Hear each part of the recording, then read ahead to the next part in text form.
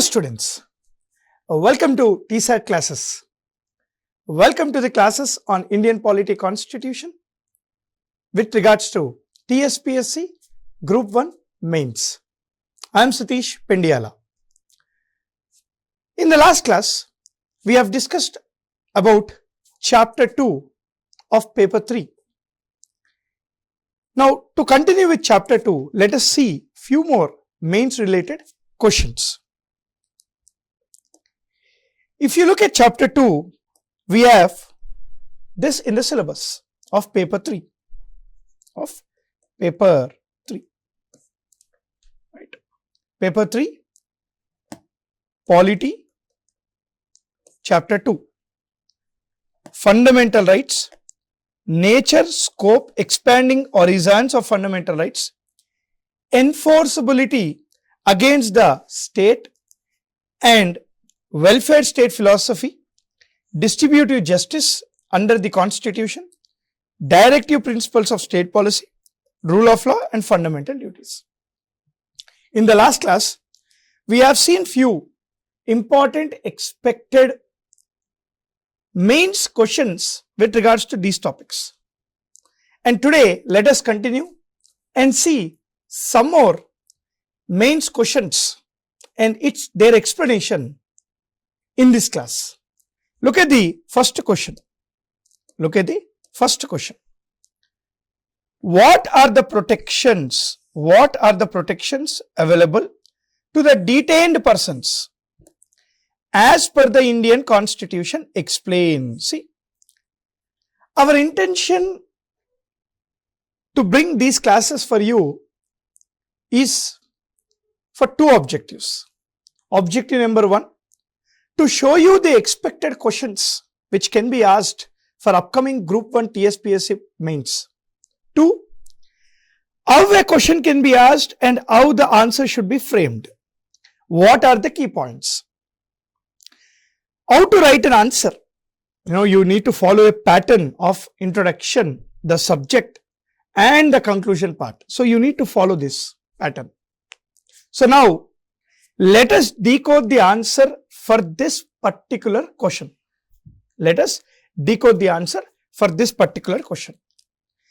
This question is related to fundamental rights. This question is linked to fundamental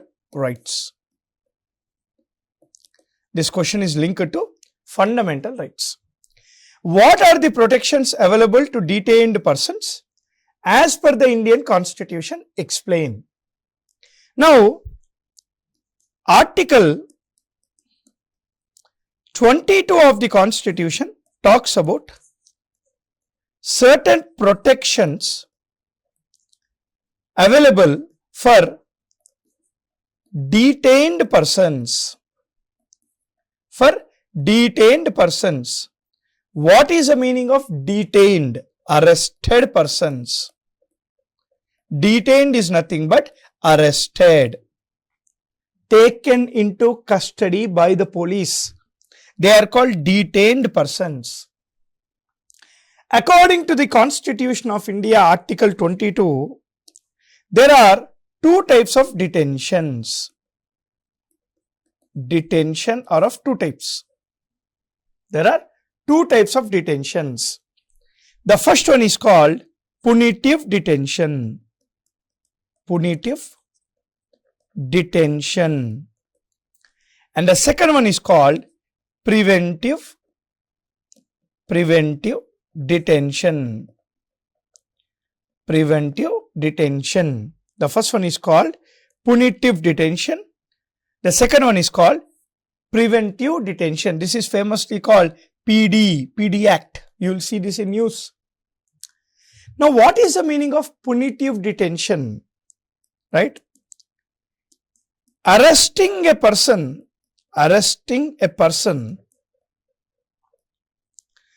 after committing crime.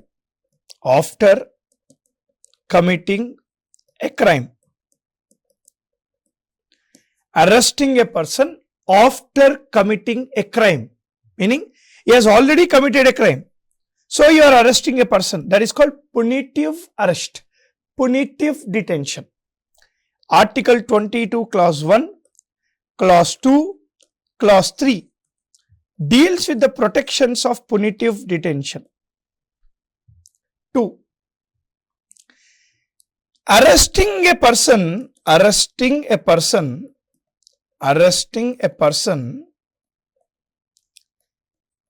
before committing a crime.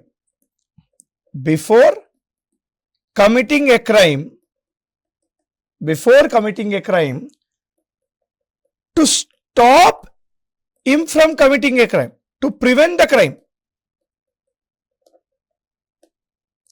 To prevent the crime. See, you are preventing a crime. You are arresting him because you might think that he is going to do a crime in the future. So the reason you are preventing him from detaining that person. Articles 22, clause 4, clause 5, clause 6, clause 7 deals with the punitive detention. Article 22 talks about the protections for two types of detentions, both the type of detentions, right? What are the protections available for punitive detention and preventive detention? Let us see. Firstly, for punitive detention.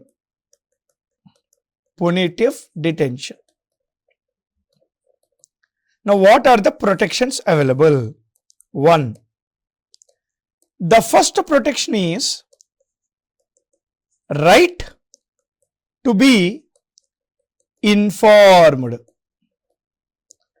Right to be informed, meaning a person who is getting arrested should know the reason for his arrest. It is the duty of the concerned authority to inform the reason for his arrest, on what charges he is arrested. Point number 2. Right to consult the advocate. Right to consult the advocate. See, after the arrest, he has all the rights to consult his attorney, advocate for legal support. And thirdly, from the FIR is filed, from the time of the FIR, within 24 hours,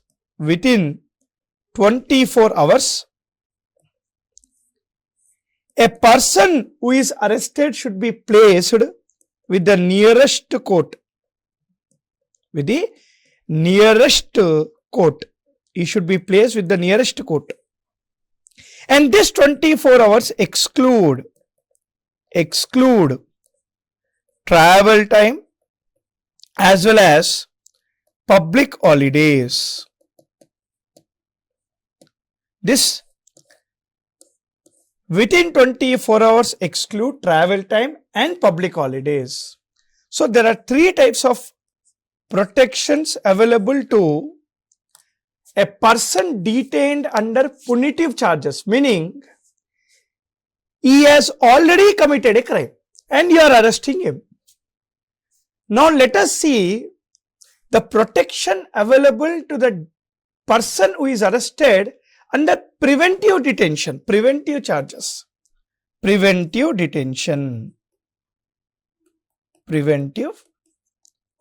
detention.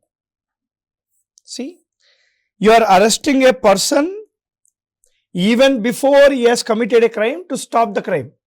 1. Right to be informed. Right to be informed. He should also be informed on what charges you are arresting him. But in national interest,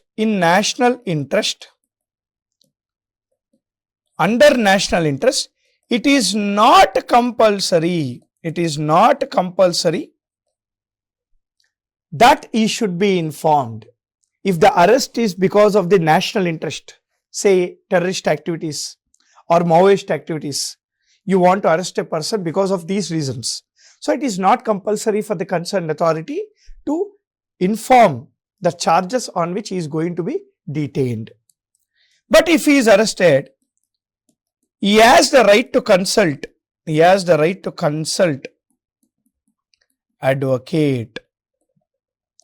And thirdly, within 24 hours, excluding the travel time and public holidays, he should be placed with the nearest court. But fourth one, for how many months he can be arrested is a question mark.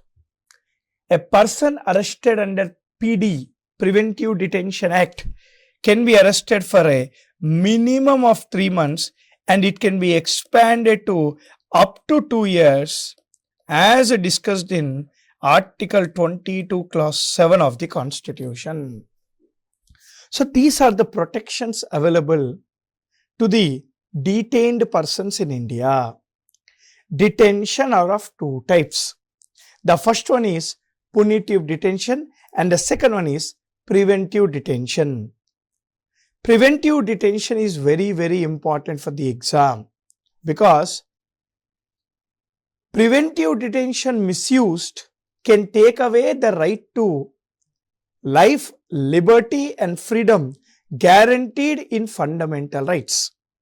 So, preventive detention is important. Now, let us see the next question. Let us see the next question. Yes. Look at this question. Very, very important question for the exam. Elaborate the differences between fundamental rights and directive principles of state policy. Fundamental rights and directive principles of state policy. What you should write in the introduction? Fundamental rights are the basic rights. Fundamental rights are the basic rights guaranteed to the people,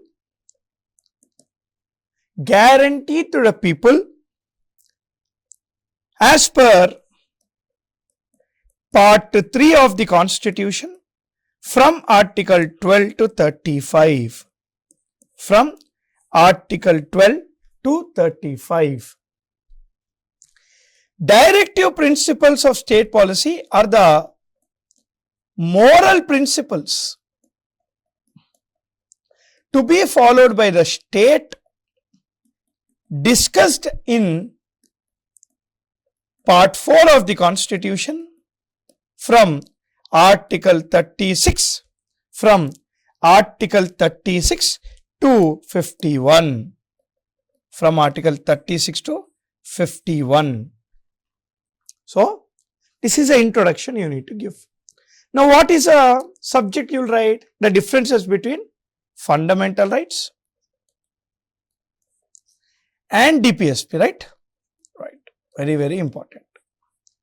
What is the first difference? Fundamental rights. Fundamental rights, the objective of the fundamental rights is to achieve political democracy or political freedom. The objective of the DPSP,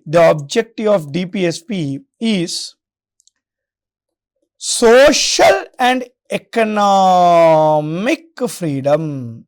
Social and economic freedom. Point number 2. Fundamental rights are individual rights. DPSP are societal rights. They are societal rights. These are individual rights. They are the societal rights. Now, fundamental rights are guaranteed by the Indian Constitution. By the Indian Constitution. DPSP are non-guaranteed, not guaranteed principles. Right? Fundamental rights are the basic rights provided to the people. DPSP are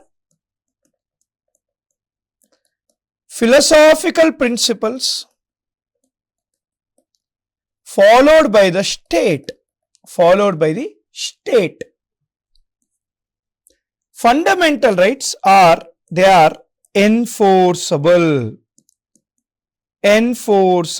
directly, meaning they do not need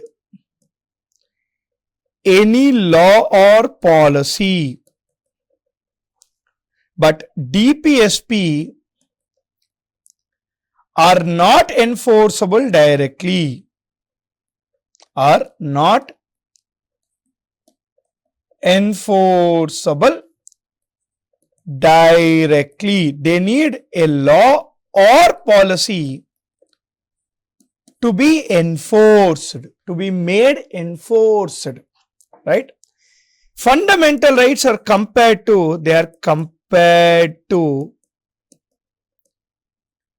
Magna Carta of Indian Constitution.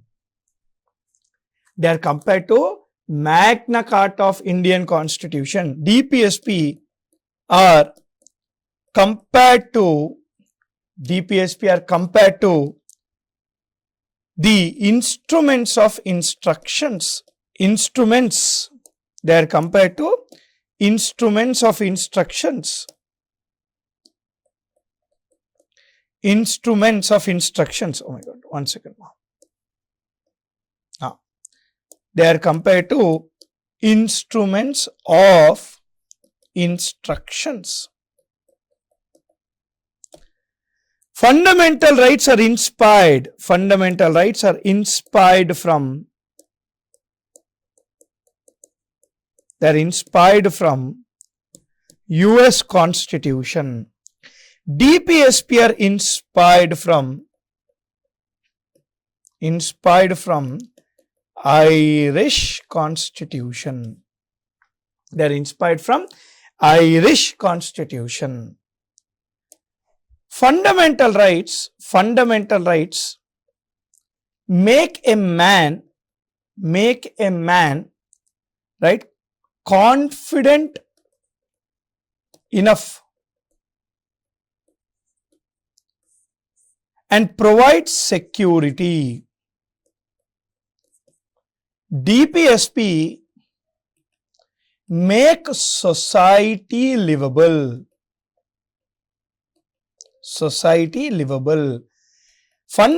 Fundamental rights develop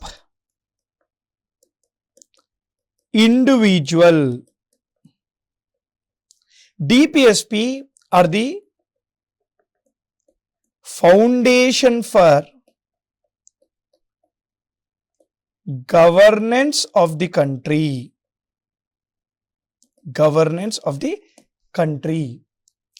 Fundamental rights ensure freedom of an individual.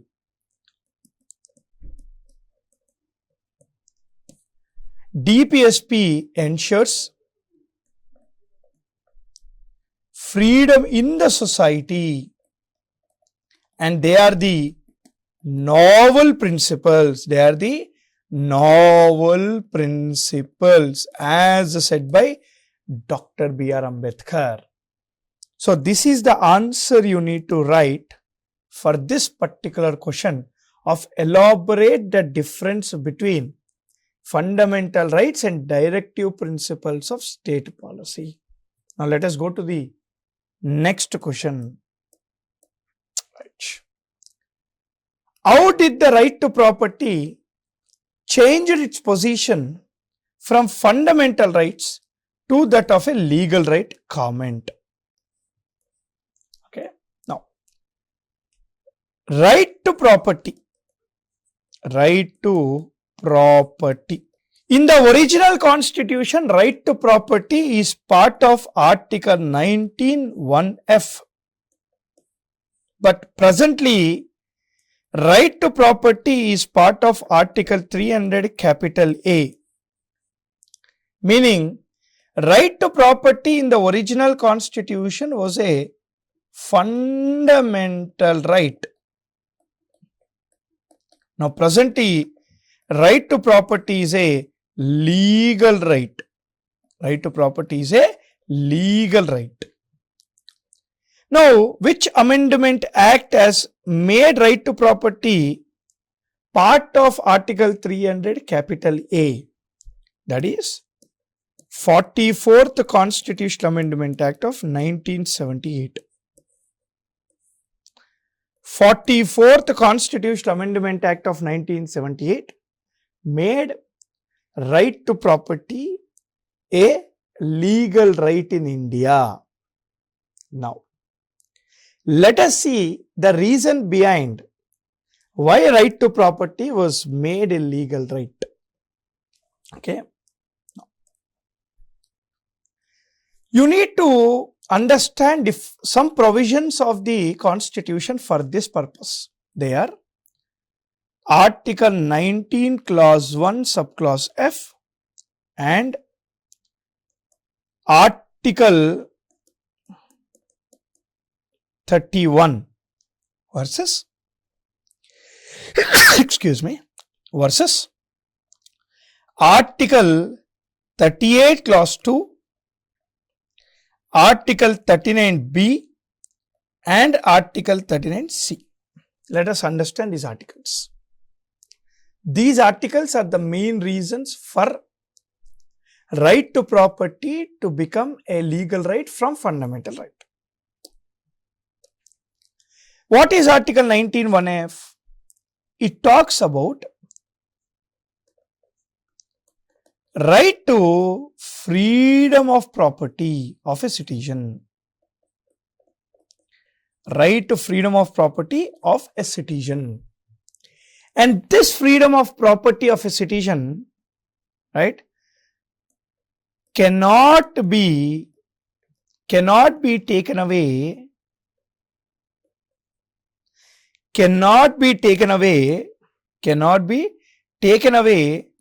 by the state. It cannot be taken away by the state. So, right to property is guaranteed by Article 19(1)(f), which cannot be taken away by the state is Article 31 of the Indian Constitution. Now, the problem is Article 38 Clause 2, 39B and 39C talks about socialism in India. Now, what is the meaning of socialism? It is a duty of the state. It is the duty of the state to ensure equal distribution of all resources to all people. The state shall ensure the equitable distribution of resources, called socialism, as given by Karl Marx in a theory called class conflict in the book called Das Kapital. In the book called Das Kapital, Karl Marx. Theory called class conflict. Theory called class conflict. Now there is a clash. So government has already recognized this clash. See, I need to bring land reforms for this purpose. I need to bring land reforms. Meaning, I need to take the excess land from the people who have more land and give it to the land and give to the person who do not have the land. Take more from the rich and give it to the poor.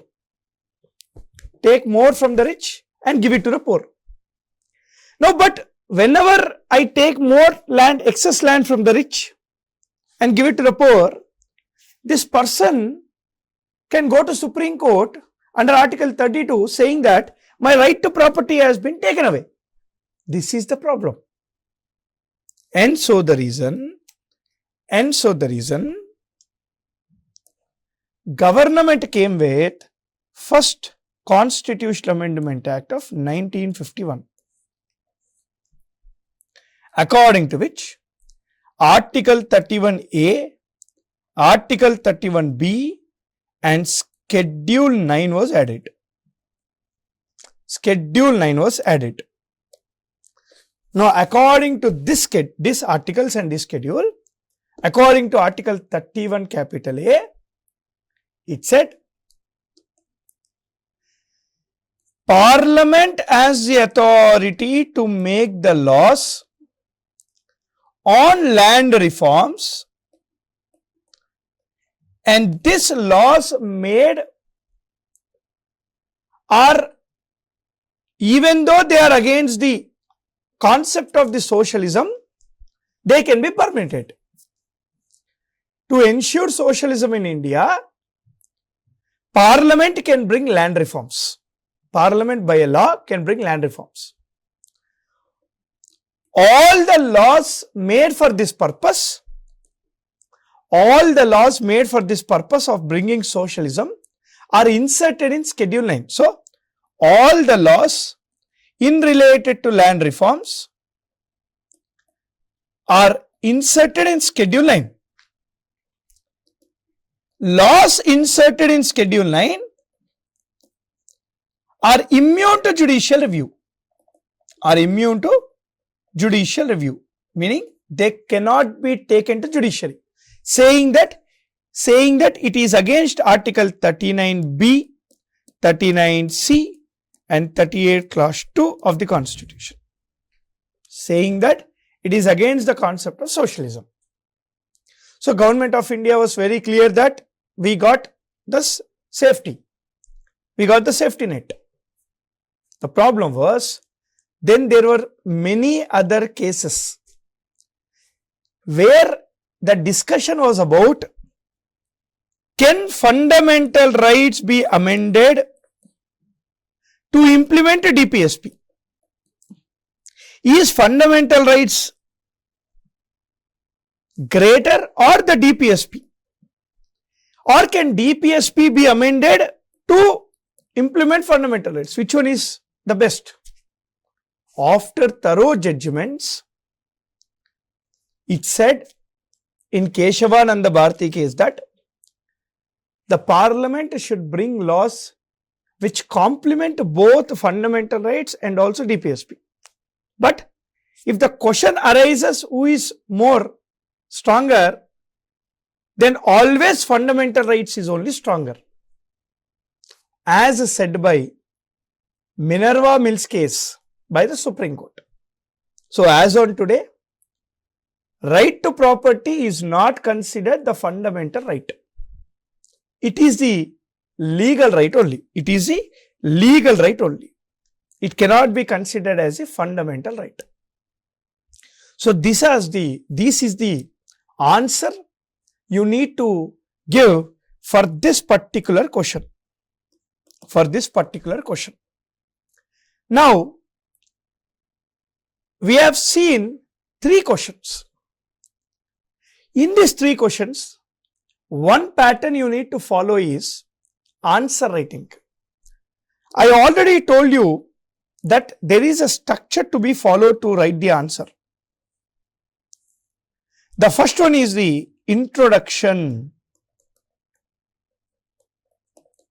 The second one is the subject. And the third one is the conclusion. Now, what is there in the introduction part? Definitions or explanation of keywords. Explanation of keywords. In the subject, the main content should be written. Main content using pointers, using charts, using diagrams,